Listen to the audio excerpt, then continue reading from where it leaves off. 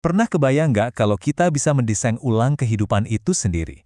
Maksudnya bukan cuma sekedar mempelajari ya, tapi benar-benar menulis ulang kode dasarnya. Nah, selamat datang di dunia biologi sintetis, salah satu bidang ilmu paling revolusioner saat ini. Oke, kita mulai dari sini ya. Selama ribuan tahun, peran kita kan sebagai penjaga alam. Kita memelihara apa yang sudah ada. Tapi coba lihat pergeseran ini. Sekarang, kita nggak lagi cuma memelihara. Kita mulai menciptakan. Ini lompatan yang luar biasa besar loh dalam sejarah peradaban manusia. Jadi, gimana ceritanya kita bisa sampai di titik ini, di mana kita bisa jadi semacam arsitek kehidupan? Ya, peran kita memang sedang berubah, dan sainslah yang membawa kita ke sini. Perjalanan kita buat ngertiin kehidupan ini panjang banget loh. Dulu ada Linnaeus yang sibuk mengklasifikasikan semua makhluk hidup. Terus, datang Darwin yang membuka mata kita semua soal evolusi. Tapi kemudian, di tahun 2010, terjadi sesuatu. Sesuatu yang benar-benar mengubah aturan main selamanya. Nah, momen itu ya, ini. Craig Venter dan timnya berhasil menciptakan sel hidup pertama yang otaknya, genomnya, sepenuhnya ditulis di komputer. Ini membuktikan sesuatu yang gila banget. Kita bisa mengubah informasi digital menjadi kehidupan nyata. Seperti yang dibilang di kutipan ini, sebuah kotak Pandora baru saja dibuka. Inilah yang membawa kita ke sebuah bidang ilmu yang benar-benar baru. Jadi, apa sih sebenarnya biologi sintetis itu? Dan emangnya bisa ya kita memprogram kehidupan? Gini deh gampangnya. Bayangin seorang insinyur melihat sebuah sel.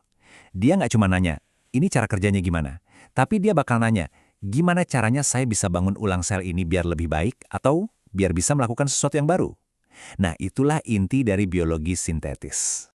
Analoginya begini, para ilmuwan itu lagi coba bikin semacam sel kosong, sebuah cangkang dasar atau sasis. Nah, kalau sasisnya sudah jadi, mereka bisa memasukkan aplikasi genetik baru ke dalamnya.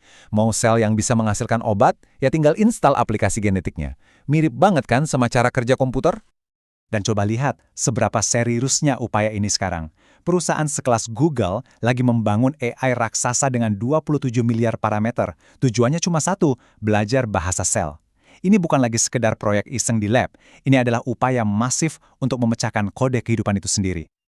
Oke, konsepnya udah dapat. Tapi gimana caranya secara nyata? Bagaimana sebuah desain di layar komputer bisa berubah jadi mikroba yang hidup dan bergerak? Yuk, kita bedah langkah-langkahnya. Prosesnya itu mirip resep masakan super canggih. Pertama, semua dimulai di komputer. Kita mendesain DNA yang kita mau. Terus, bagian yang ajaibnya, kode digital itu benar-benar dicetak menjadi molekul DNA fisik. Potongan-potongan DNA ini lalu dirakit jadi satu, dan langkah terakhir ini yang paling krusial, meribut sel dengan sistem operasi biologis yang baru ini. Dan inilah hasilnya.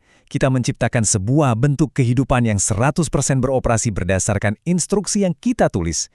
Setiap sel keturunannya adalah salinan dari desain orisinal buatan manusia. Ini bukan lagi rekayasa genetika biasa ya, ini penciptaan dari nol. Jadi, buat apa sih repot-repot begini?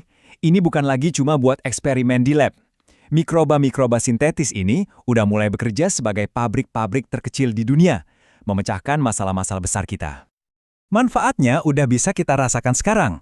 Coba bayangin, ragi yang biasa buat roti, sekarang disulap buat memproduksi bahan dasar obat anti malaria. Atau bakteri yang diubah jadi pabrik biofuel mini.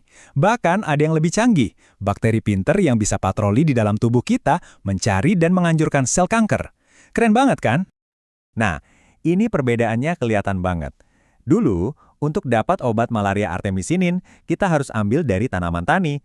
Prosesnya mahal, pasokan yang nggak stabil tergantung musim panen. Sekarang, kita bisa perintahkan ragi untuk membuatnya di lab. Hasilnya, pasokan stabil, harga lebih murah, dan bisa diakses lebih banyak orang. Ini contoh nyata bagaimana teknologi bisa menyelamatkan nyawa. Dan ini tuh baru permulaannya aja.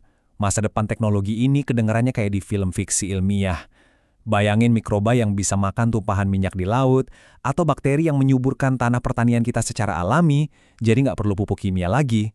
Atau bahkan mikroba yang bantu kita mempersiapkan Mars untuk kolonisasi manusia.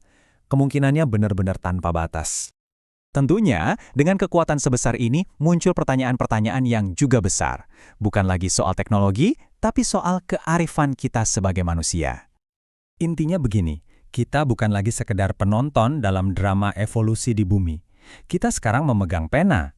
Kita bisa jadi penulis dan sutradaranya. Dan tanggung jawabnya, wah luar biasa besar. Jadi kita akhiri pembahasan kita di sini. Pertanyaan paling penting sekarang bukan lagi bisakah kita melakukannya, karena jawabannya makin jelas. Ya, kita bisa. Pertanyaan yang sebenarnya adalah haruskah kita? Dengan kekuatan untuk merekayasa kehidupan di tangan kita, apakah kita juga punya kearifan yang sepadan?